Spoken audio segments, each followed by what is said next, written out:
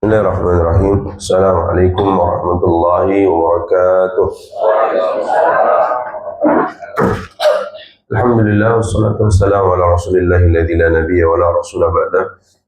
Allahumma salli wa sallim wa barik wa an'im ala nabiyyina wa syafi'ina wa maulana Muhammad wa ala alihi wa sahbihi wa sallam. Subhanaka la ilma lana illa ma 'allamtana fa'allimna ma yanfa'una innaka 'alimun khabir. Rabbi ishrah li sadri wa yassir li amri wahlul 'uqdatam min lisani yafqahu qawli. Rabbi zid 'ilma warzuqna fahma.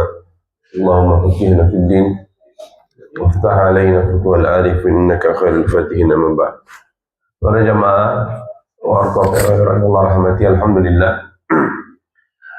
Kembali kita di subuh hari ini dikumpulkan oleh Allah Subhanahu wa taala dalam kondisi yang baik, sehat dan walafiat, setelah kita mengerjakan rangkaian ketaatan, salat subuh berjamaah, berzikir, berdoa, kemudian kita hadir di warkop ini untuk melanjutkan majelis pekanan kita di setiap Ahad pagi.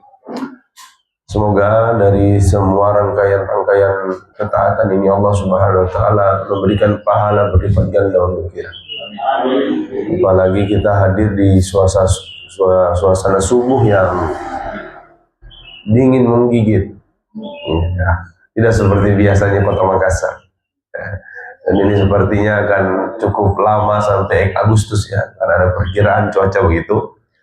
Karena di mana dengan izin Allah ada istilah namanya apelion, saya baca beberapa istilah ya dari para ahli, di mana jarak bumi matahari ada jarak terjauh. Memang kalau dijauhi orang terasa dingin. Sama kalau kita dijauhi matahari ini ya terasa dingin. Jarak matahari bumi pada normalnya itu 90 juta kilometer. Ya. Nah ini berkurang drastis menjadi sekitar berapa? 15 juta atau berapa? Dari 90 juta jadi 15 juta atau 30 juta. Jadi menjauh sekali ya, pada interval yang cukup jauh, sehingga cuaca kita jadi dingin ya, insyaallah. Jamaah Allah muliakan, ala kulli hal ya, semoga kehadiran kita di warkop bisa mendatangkan kebaikan untuk diri kita pribadi ya, untuk jamaah masjid Al-Hidayah, dan juga seluruh kebaikan ini juga terlimpah untuk warkop era itu sendiri ya. Jadi sumber kebaikan dan keberkahan bagi masyarakat sekitar sini juga, amin ya rabbal alamin.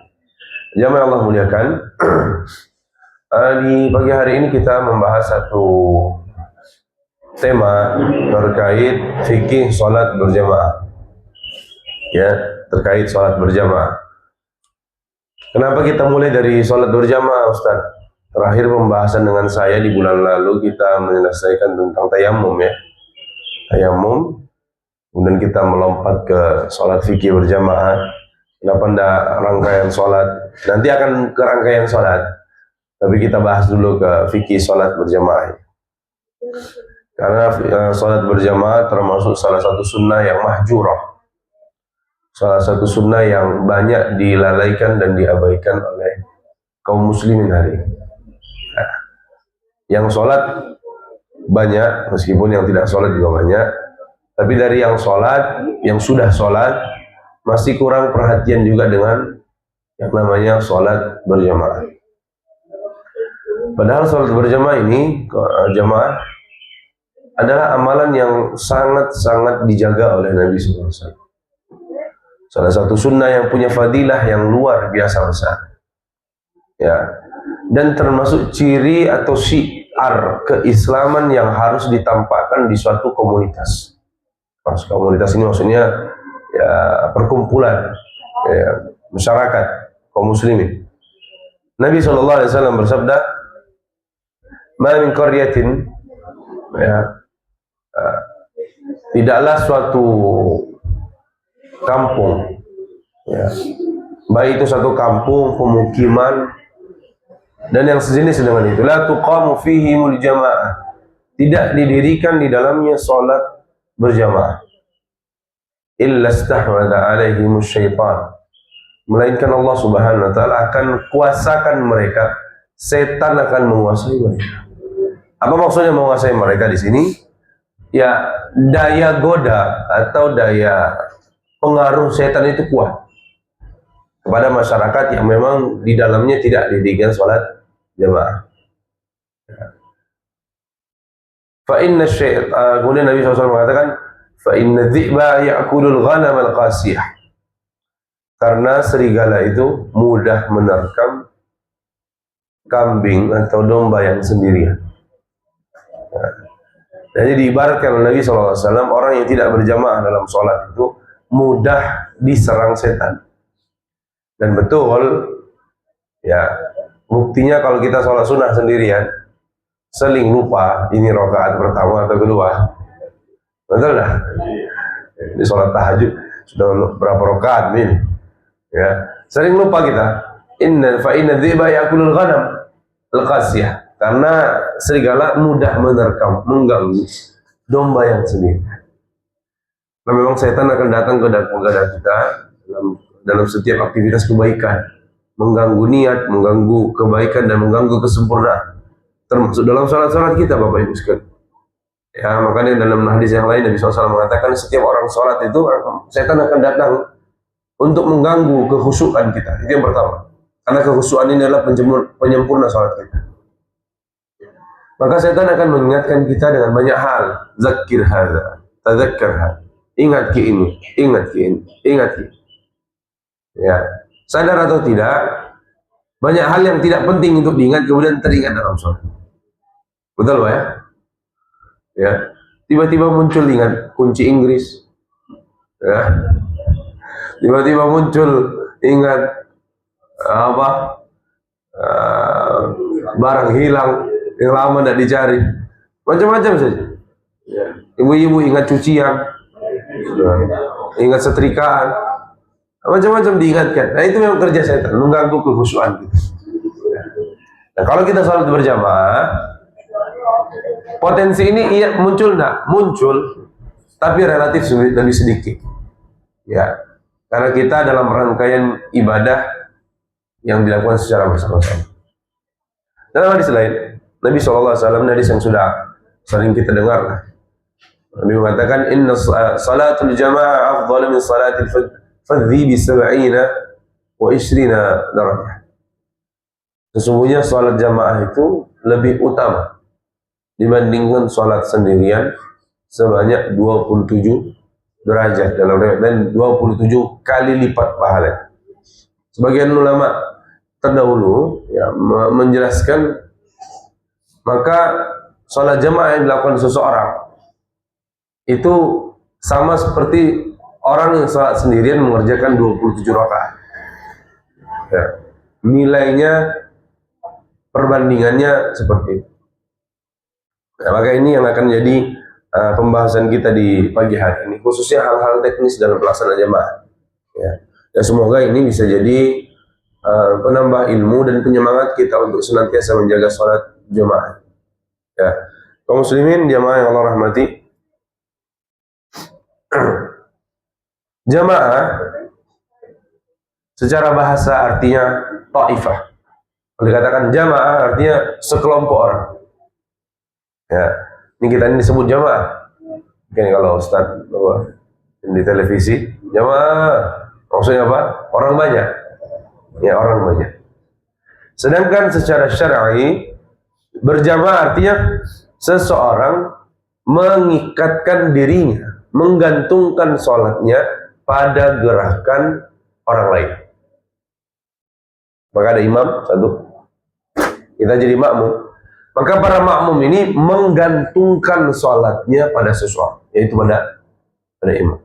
Di mana dia kemudian komitmen mengerjakan sholat yang dia kerjakan sesuai dengan gerakan yang dikerjakan oleh imam. Ya, maka Nabi SAW mengatakan, Ju'ilal imam liyu'tamma bih. Imam itu ditunjuk untuk diikuti. Fa idza kabbara fakabbiru. Kalau imam bertakbir, bertakbir lagi. Fa idza raka'a farka'u. Kalau imam ruku lagi. Fa idza qama anhu faqumu. Kalau dia berdiri, berdiri. Fa idza sajada fasjudu. Kalau imam sujud. Itu seterusnya. Waf'alu dzalika kulli. Kerjakan itu. Maka di sini dalam sholat berjamaah ada kewajiban makmum atas imam. Ada 4 hal yang harus jadi perhatian kita sebagai makmum atas imam ya. 1, kewajiban. Apa itu kewajiban? Makmum wajib mutaba'atul imam, mengikuti imam. Ya, ini hukumnya wajib. Ya, karena imam itu ditunjuk di depan untuk diikuti. Kalau mau bikin gerakan sendiri, ya jangan sholat jamaah. Ya, misalnya mau rukun nanti sholat sendiri, jangan sholat jamaah. Ya, karena imam itu ditunjuk, dia di depan, Allahu Akbar. Artinya kita di belakang ikut dia. Ya. Karena ada memang beberapa kasus makmum ini lebih hebat daripada imam. Imam belum rukuk, dia rukuk duluan. Ya. Atau kadang imam sudah berdiri, dia masih mau sujud. Jadi macam-macam ya. Kata Nabi tadi, ju'ilal imam yu'tabani. Imam ditunjuk untuk diikuti. Ya. Maka hukum mengikuti imam wajib. Bagaimana maksudnya mengikuti imam di sini? Maksudnya mengikuti imam adalah kita bergerak setelah imam bergerak dengan jeda tidak terlalu lama. Contoh, Allahu Akbar. Maka langsung makmum Allahu Akbar. Imam Allahu Akbar. Allah. Ini yang dikatakan mutaba'ah. Al-ittiba, al-muttabi adalah orang yang bergerak setelah orang yang diikuti bergerak. Bergerak.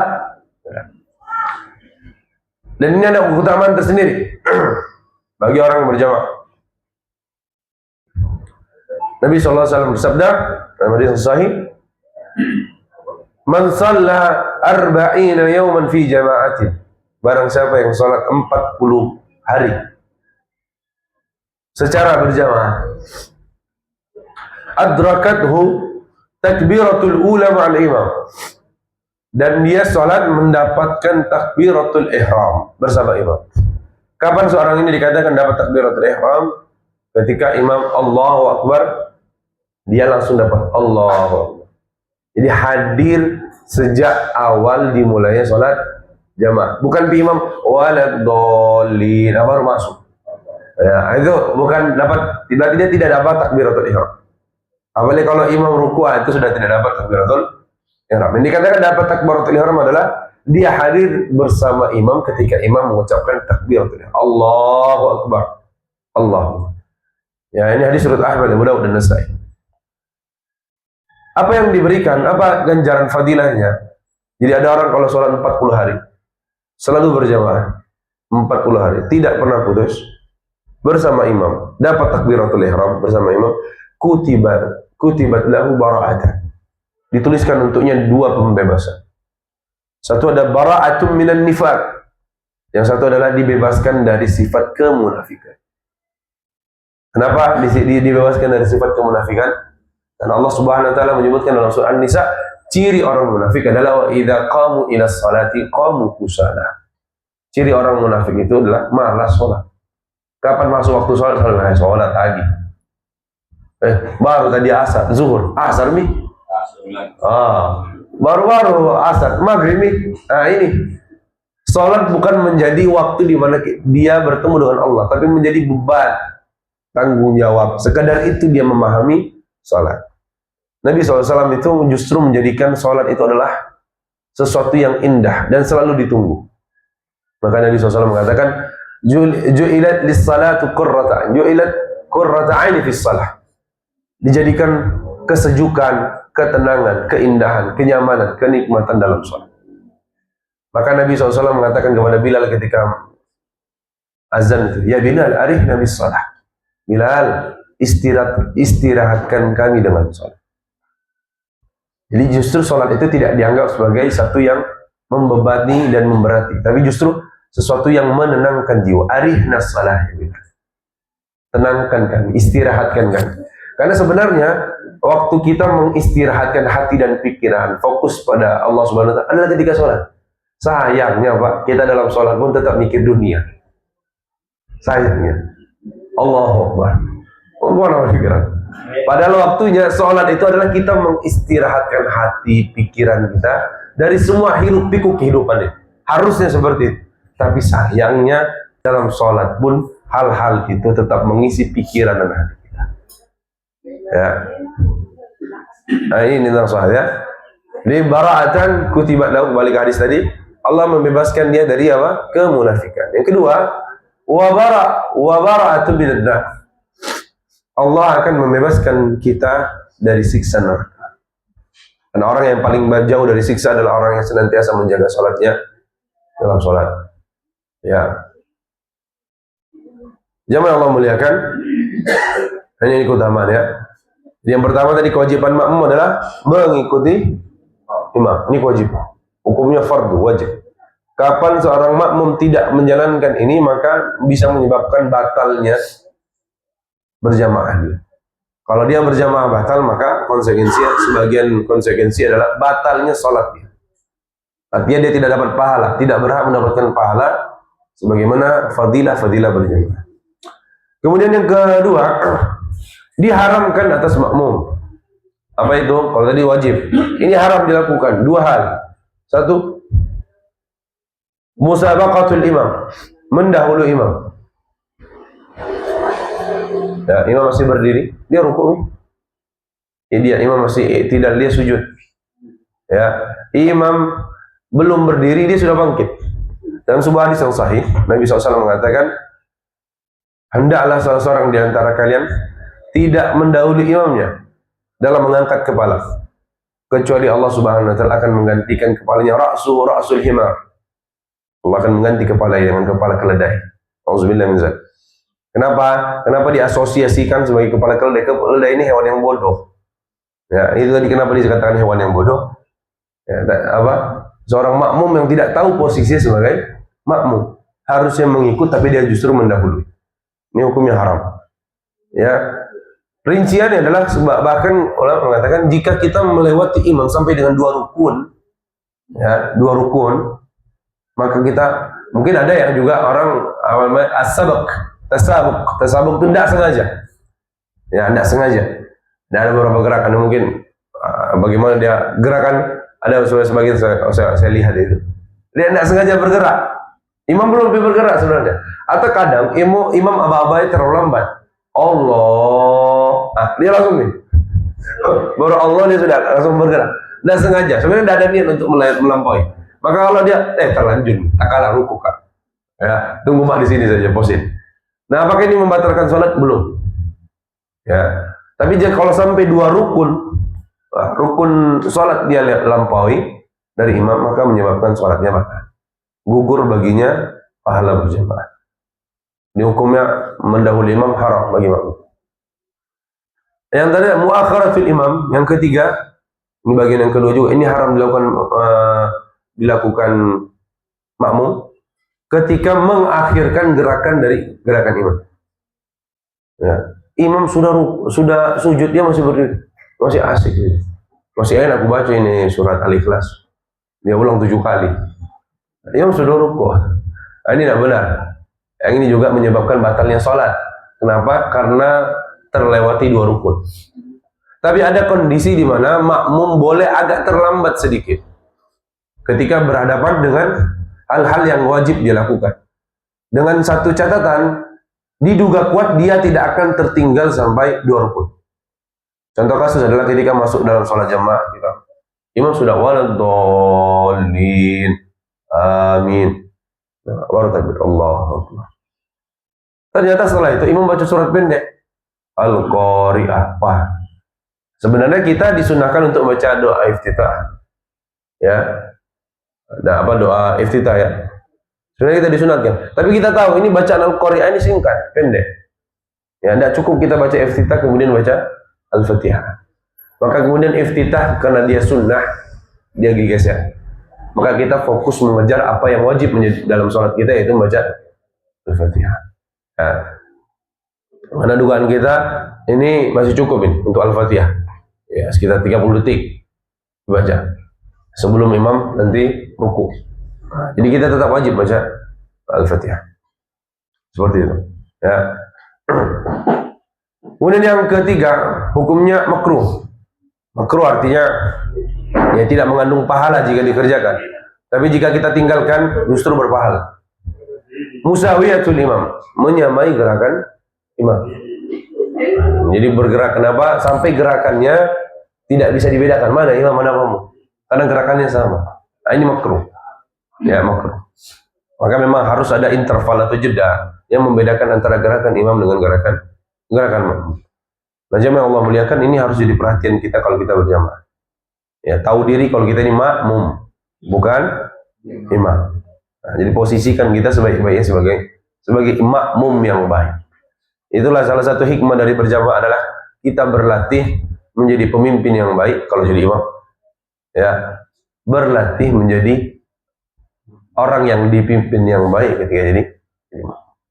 Ini salah satu hal yang kita harus petik hikmahnya dalam berjamaah, bagaimana kita menjadi, kalau jadi anggota yang patuh. Jangan ngeyel. Kalau imam bilang ruku. Kalau imam bilang apa? Berdiri. Kalau imam sujud. Ini kita dilatih untuk patuh pada pemimpin sholat kita. Ya, dan itu akan menyebar pada atau melebar pada urusan-urusan duniawi kita. Selanjutnya, hukum berjamaah apa? Para ulama berbeda pendapat tentang hukum berjamaah. Tapi tidak ada yang menyebutkan kurang dari sunnah muakkadah. Ya, minimal sunnah muakkadah. Apa itu sunnah muakkadah? Sunnah yang sangat ditekankan. Kenapa? Wa bihi Nabi SAW. Nabi selalu jaga. Bagaimana Nabi SAW di akhir kehidupannya, bahkan Nabi ketika sakit, ya, keras, yang mana sakitnya mengantarkan beliau pada kematian, sallallahu alaihi wasallam, beliau masih sempat memaksa diri untuk ikut berjamaah. Maka kita sampai riwayat mana ketika itu Nabi SAW perintahkan Sayyidina Abu Bakar As-Siddiq radhiyallahu anhu untuk memimpin salat. Beliau sudah tidak sanggup, karena berapa kali coba bangun, sudah kuat. Sampai akhirnya beliau di suatu pagi, di suatu subuh, ya, beliau rasa agak kuat. Kemudian beliau mintakan air mandi. Kemudian beliau datang ke masjid. Ya, ke masjid. Abu Bakar sadar Nabi keluar, Abu Bakar mundur. Ya. Tapi Nabi SAW memberikan isyarat Abu Bakar tetap jadi imam. Ya. Sampai 3 kali, Pak. Abu Bakar mundur lagi. Dan Nabi dorong lagi. Akhirnya kemudian Abu Bakar tetap melanjutkan imam. Kemudian Nabi berdiri di samping imam. Nah, ini ada satu praktik yang jarang kita pahami. Ketika soft sholat itu sudah penuh. Ya, maka sebenarnya kita bisa mengisi di samping imam. Ya, ini kan posisi imam kan di depan nggak sih, Pak? Ini jamaah. Mungkin dalam satu tempat yang sempit, ruang terbatas, ini kita tidak bisa isi lagi. Sebenarnya kita bisa isi di samping apa? Samping imam sih. Langsung memanjang ke sini. Yang penting posisi kita tidak sejajar. Ya, tidak lebih maju ataupun sejajar. Mundur sedikit. Yang penting di samping imam. Berbaris. Nah, itu boleh. Ya, cuman ini cukup janggal dan tidak familiar kita lakukan. Ya, kadang-kadang orang, pamio, taleo juga ini. Posisi samping imam. Sudah tahu terlambat dia maju ke depan. Ya, kadang-kadang masyarakat kita tidak biasa dengan itu. Jadi dianggap kurang baik. Ya, dia anggap memang kurang baik. Karena biasanya datang di situ terlambat. Saya selalu dapat ini kayak di hotel, di beberapa tempat. Nah, ini yang terlambat dia maju ke depan. Sebenarnya sah dan boleh secara fikih. Cuma tadi karena kita tidak lazim menyaksikan itu. Nah, saya pernah di Dalton ini, bicara pernikahan, saya sholat kan Dalton terbatas ruang musola, masjid musola ya. Salah sih. Kan dia memanjang gitu, masuk pintu dari samping, penuh nih, belakang perempuan. Nah, ada beberapa jamaah langsung masuk ke depan dengan santai. Karena saya paham, boleh deh, tidak masalah. Cuma setelah sholat, beberapa jamaah ribut, nggak ada sama satu jadi orang. Sudah tahu terlambat, mau masuk ke depan. Mau tahu jadi ajudan imam. Marah-marah, ngomel-ngomel bapak-bapak ini. Gila. Tapi orang ini mungkin, sudah beda 3 saja. Kadang-kadang ya tadi karena tidak paham, apa boleh, atau tidak begitu. Memang tidak biasa kita saksikan itu ya. Ini posisinya seperti itu. Hukum pertama di sunnah muakkadah. Ya. Sebagian ulama mengatakan sunnah fardu kifayah. Ini pendapat yang dikuatkan oleh An-Nawawi rahimahullah. Fardu kifayah adalah apa? Maksudnya di satu kampung pemukiman, komunitas harus ditegakkan jamaah. Karena ini termasuk syiar Islam. Ya. Maka fardu kifayah artinya kalau sudah ada sebagian kaum muslimin kerjakan di satu kampung, sebagian yang lain gugur kewajibannya. Bukan berarti tidak dianjurkan. Nah, ini salah nih. Sudah ada jamaah itu apa? Sudah ada PRT jamaah, sudah kita di rumah saja. Bukan begitu maksudnya. Kalau sudah ada yang jamaah di Kampung Batu Tambung Masjid apa? Hidayatullah. Yang lain tidak wajib menyelenggarakan jamaah lagi. Di sini bergabung. Bukan berarti artinya sudah kita di rumah saja. Sudah ada juga jamaah itu. Nanti kalau tidak ada baru hadirkan. Bukan begitu maksudnya. Tetap jujur karena hukum minimalnya adalah sunnah muakkad ditekankan. Nabi SAW tadi hampir saya katakan tidak pernah tinggalkan ini. Ya, maka Nabi SAW dalam beberapa bab sangat keras dalam memperingatkan sholat jamaah ini. Sebagaimana diriwayatkan oleh Imam Ibnu Majah. Nabi SAW mengatakan, ya, aku berkeinginan kata Nabi. Nanti sebagian ulama menjadikan hadis ini sebagai dalil wajib akan. Sebagaimana mazhab Hambali. Aku berkeinginan, seseorang memimpin sholat, kemudian saya keliling cari orang-orang tidak sholat. Nabi tidak pernah lakukan, cuman ada satu ungkapan Nabi kata, aku ada keinginan orang pimpin sholat, saya tunjuk orang lain pimpin sholat. Sementara orang sholat, saya patroli. Ya, ini salah satu dalil polisi syariah. Ya, melakukan apa? Penertiban sholat jamaah bagi laki-laki, khususnya laki-laki yang sebenarnya ahli jamaah tapi dia tidak berjamaah. Dan aku ingin bakar rumah orang-orang yang memang tidak hadir sholat jamaah. Tapi ini bukan berarti Nabi pernah lakukan ini, enggak. Ini ekspresi betapa Nabi SAW sungguh-sungguh ya ingin menyampaikan tentang pentingnya sholat berjamaah. Ya, makanya dalam mazhab Hambali tadi, ini ada satu pendapat ketiga lagi mengatakan hukumnya fardu ain. Ini pendapat mazhab Hambali. Fardu ain artinya apa? Kalau sholat tidak berjamaah, sholatnya tidak sah. Ya, nah, ini pendapat yang cukup paling keras dalam bab ini. Dan juga sebagian pendapat mazhab Hanafi. Jadi salat berjamaah termasuk syarat. Ya. Tapi pendapat yang paling umum dari para fuqaha adalah hukumnya sunnah muakkadah. Sunnah yang sangat ditekankan. Bagian lagi fardu kifayah di suatu komunitas kaum muslimin hukumnya fardu kifayah. Jadi hukumnya keras. Ya, hukumnya sangat-sangat tegas. Ya. Ini beberapa catatan ya tentang fadilah salat berjamaah. Dan memang sholat jamaah ini banyak sekali dalilnya sebenarnya ya. Nggak mungkin kita baca satu-satu. Tapi cukuplah sholat jamaah ini dipahami sebagai ibadah yang menjadikan ibadah kita jauh lebih sempurna, jauh lebih baik di sisi Allah Subhanahu Wa Taala dibandingkan ketika kita mengerjakan sholat secara sendiri-sendiri. Ya, bahkan sebagian ulama terdahulu ketika mereka tertinggal untuk sholat jamaah, mereka tetap berusaha untuk berjamaah, cari tempat orang lain yang mau berjamaah. Dan ini ada hadisnya. Di suatu pagi, sholat subuh, Nabi SAW bersama sahabat sholat subuh ya, kemudian selesai sholatnya, ada seorang sahabat terlambat, masbuk, siangan, datang ke masjid, orang sudah selesai, nah, cuma dia tetap ke masjid. Kemudian Nabi SAW mengatakan, siapa yang akan bersedekah kepada saudaranya? Maksudnya apa bersedekah? Menemani berjamaah.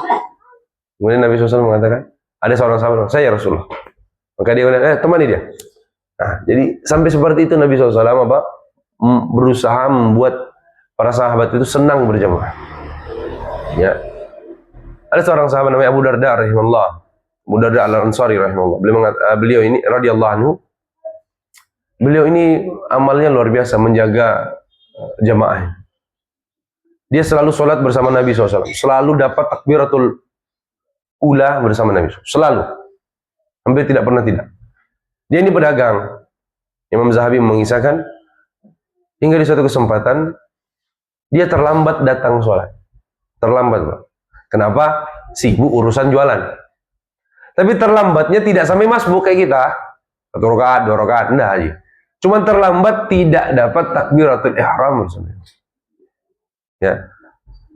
Akhirnya dia menyesal ketinggalan sholat berjamaah bersama Nabi, tidak dapat takbiratul ihram. Akhirnya apa? Semua keuntungan penjualannya dia sedekahkan. Ya, ini gara-gara ini saya terlambat ini. Nggak tahu Pak Ansor mau praktikan itu atau tidak. Ini gara-gara pelanggan ini. Terlambat 2 rakaat ini. Sudah pokoknya hari ini saya sedekahkan semua. Ya. Padahal keuntungannya dia dapat untung itu sekian dinar itu. Berapa keping koin emas 1 hari dari penjualan itu. Tapi dia bilang, ya Rasulullah ini buat saya terlambat. Saya sedekahkan sama jamaah. Ya. Nah, jadi banyak contoh yang seperti itu. Ada sahabat yang namanya Abu Basir radhiyallahu anhu. Ini agak lucu. Abu Basir ini juga sama, dia selalu mau menjaga sholat dapat takbiratul ihram bersama Nabi. Tidak mau terlambat. Ya. Hingga di satu kesempatan terlambat juga. Ya. Setelah dia terlambat, dia masuk ke masjid, dia dapati Nabi sedang ruku. Dan dia tidak mau masbuk. Akhirnya karena dia posisinya masih di pintu masjid, belum masuk ke shaf, dia takbir dari pintu masjid.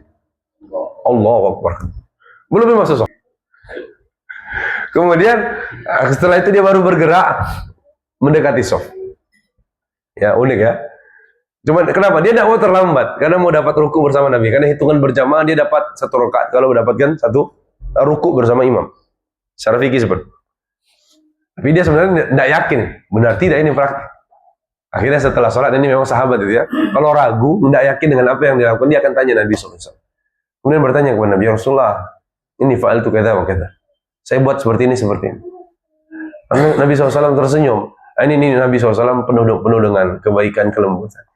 Sebenarnya kan praktek itu keliru kan? Tidak benar. Tapi Nabi katakan begini. Ya, zadakallahu hirsan. Semoga Allah tambah semangat. Nabi tidak langsung salahkan. Ini semangat. Cuma caranya tidak benar. Maka Nabi doakan dulu. Zadakallahu hirsan. Semoga Allah tambah semangat. Walakin la ta'ud. Tapi jangan maki ulang nah.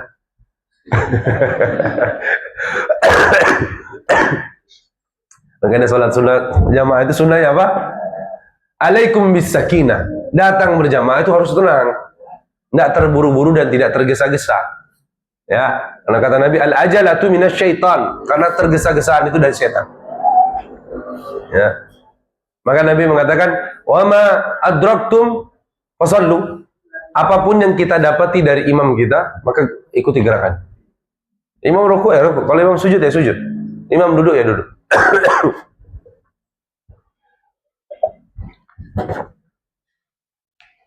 Wa ma fatakum fa'timmu. Adapun apa yang kalian lewatkan tidak didapati, maka sempurnakan. Ya. Dan itu tetap dapat fadilah berjamaah. Maka aqallul jamaah, jumlah minimal berjamaah adalah 2 orang. Minimal. Dan semakin banyak jumlah berjamaah, semakin besar pahala. Semakin baik jamaah tersebut. Ya. Tapi kalau orang cuma berdua, dapat jamaah enggak? Dapat jamaah. Kapan seorang makmum terhitung dapat fadilah berjamaah? Meskipun imam sedang tasyahud akhir, ya, sebelum dia salam ke arah kanan, dan kita masih sempat takbiratul ihram, kita masih dapat berjamaah. Ya. Tapi jangan samakan dengan yang takbiratul ihram sama dari awal, beda. Masa mau sama? Udah dapatnya beda. Jadi yang paling minimal dia tetap dihitung berjamaah adalah ketika imam belum salam ke arah kanan, ini merupakan rukun terakhir, dia masih sempat takbiratul ihram. Ya Allah Akbar. Imam, Assalamualaikum warahmatullahi. Assalamualaikum warahmatullahi. Sekarang pertanyaan saya, kalau posisi seperti itu, kita tetap duduk atau lanjut sholat?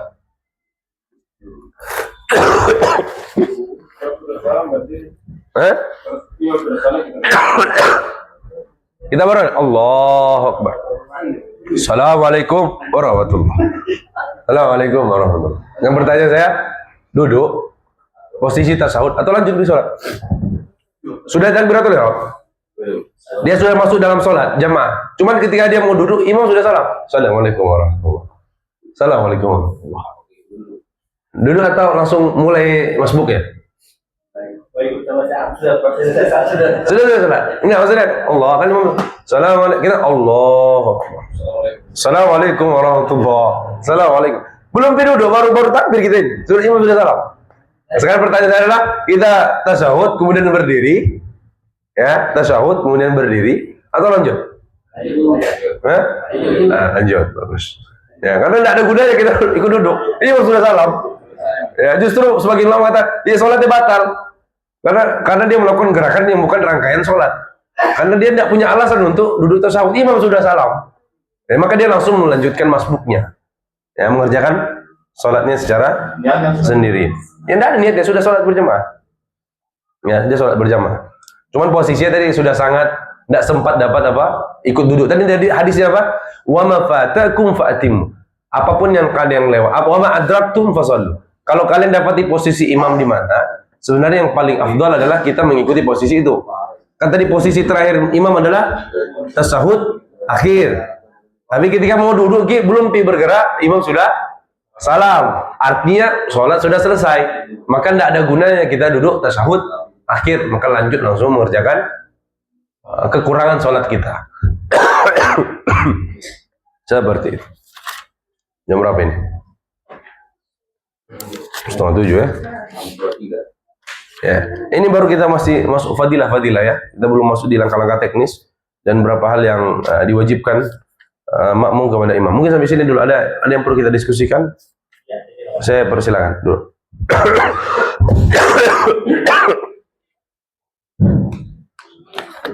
Assalamualaikum